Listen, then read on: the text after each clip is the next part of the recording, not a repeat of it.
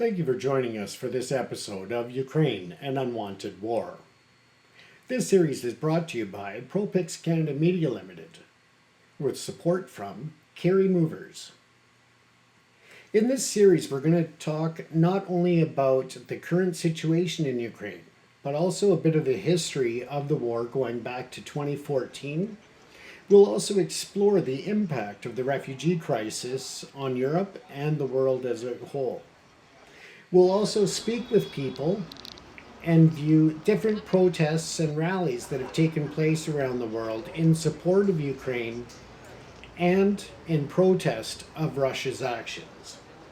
So let's take a moment here and listen to this young lady who's going to share her reasons for participating in the rally that was in Vancouver at the end of February in 2022, just after the invasion by Russia was taking place.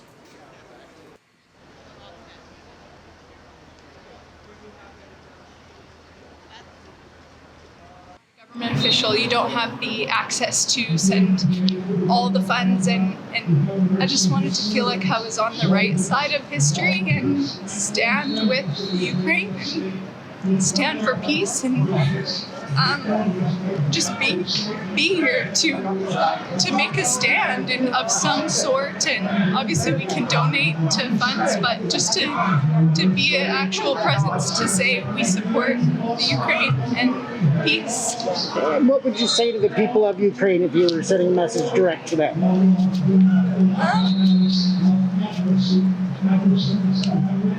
There's always hope, and we're praying for you, we are believing for you, we are believing for peace and praying that you find strength.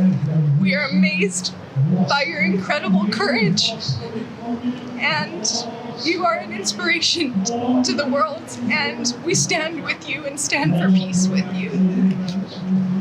Thank you, that was wonderful. Sorry. In this episode, we'll look at the outrage around the world and the rallies that took place in Vancouver, British Columbia, Canada. The rally took place at the Vancouver Art Gallery, and people marched from there to the Vancouver waterfront. This was a small number in comparison to the people around the globe who showed up and rallied in support of Ukraine and protesting Vladimir Putin and the Russian military's actions. 2022, Russia invaded Ukraine in a major escalation of the Russian-Ukrainian war, which actually began in 2014. The invasion has caused tens of thousands of deaths on both sides and instigated Europe's largest refugee crisis since World War II. About 8 million Ukrainians were displaced within their country by June, with more than 8 million fleeing the country by February of 2023. After the Revolution of Dignity in 2014, Russia annexed Crimea, and Russian-backed paramilitaries seized the Luhansk and Donetsk oblasts of Ukraine's Donbas region. This sparked a regional war. In March of 2021, Russia began a military buildup, amassing up to 190,000 soldiers at Ukraine's borders. Russian government officials lied as they denied plans to attack Ukraine until the day before the invasion. On the 21st of February, Russia recognized the Donetsk People's Republic and the Luhansk People's Republic. These are two self-proclaimed breakaway quasi-states in the Donbas. The next day, the Federation Council of Russia authorized the use of military force, and Russian soldiers entered both territories. The invasion began at about 3:40 a.m. on February the 24th upon Russian President Vladimir Putin's announcement of a special military operation seeking the demilitarization and denazification of Ukraine. He also challenged Ukraine's right to statehood and falsely claimed that Ukraine was governed by neo-Nazis who persecuted the ethnic Russian minority. Minutes later, Russian airstrikes and a ground invasion were launched along the northern front from Belarus towards Kyiv, a northeastern front towards Kharkiv, and southern front from Crimea, and a southeastern front from Donetsk and Luhansk. In response, Ukrainian President Vladimir Zelenskyy enacted martial law and a general mobilization. Let's now take a step back here and look at the background. After the Soviet Union dissolved in 1991, the newly independent republics of Ukraine and Russia maintained ties. Ukraine agreed in 1994 to sign the Nuclear Non-Proliferation Treaty and dismantle the nuclear weapons in Ukraine left by the USSR. In return, Russia, the UK, and the US agreed in the Budapest Memorandum to uphold the territorial integrity of Ukraine. In 1999, Russia signed the Charter for European Security, which reaffirmed the inherent right of each and every participating state to be free to choose or change its security agreements, including the Treaty of Alliance. After the Soviet Union collapsed, several former Eastern Bloc countries joined NATO. Partly due to regional security, NATO would not expand eastward.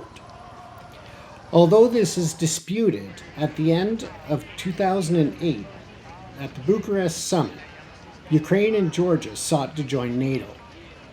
The response among existing members was divided, with Western European countries concerned about antagonizing Russia. NATO ultimately refused to offer Ukraine and Georgia membership, but also issued a statement agreeing that these countries will become members of NATO. Vladimir Putin voiced strong opposition to the NATO membership bids.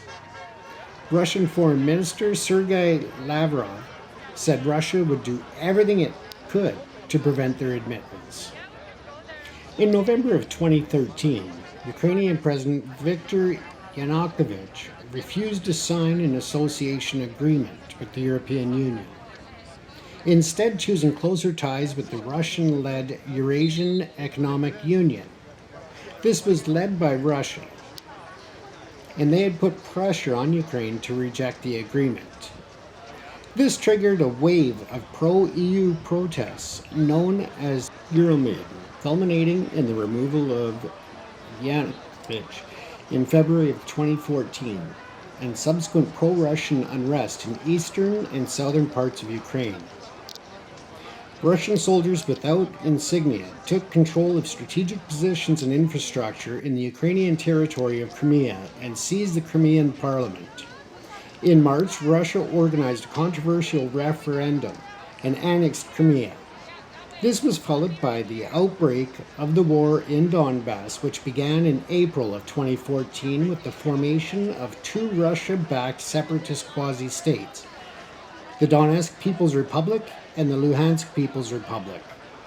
Russian troops were involved in the conflict, and the Minsk agreement signed in September of 2014 and February 2015 were a bid to stop the fighting, but ceasefires reportedly failed.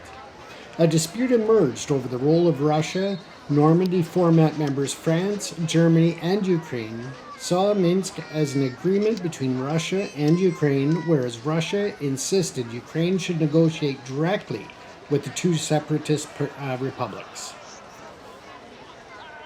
Tuning into this episode of Ukraine, an Unwanted War, brought to you by ProPix Canada Media Limited, with support of Carry Movers Limited. In the next episode, we're going to take a look at the impacts on Europe and the rest of the world of the Ukrainian refugee crisis that is impacting a lot of countries, including Poland and others along the Ukrainian borders, with a sudden influx of population that really put pressure on resources and infrastructure in the neighboring countries. Don't forget to like and subscribe to make sure you're updated when the next episode is available.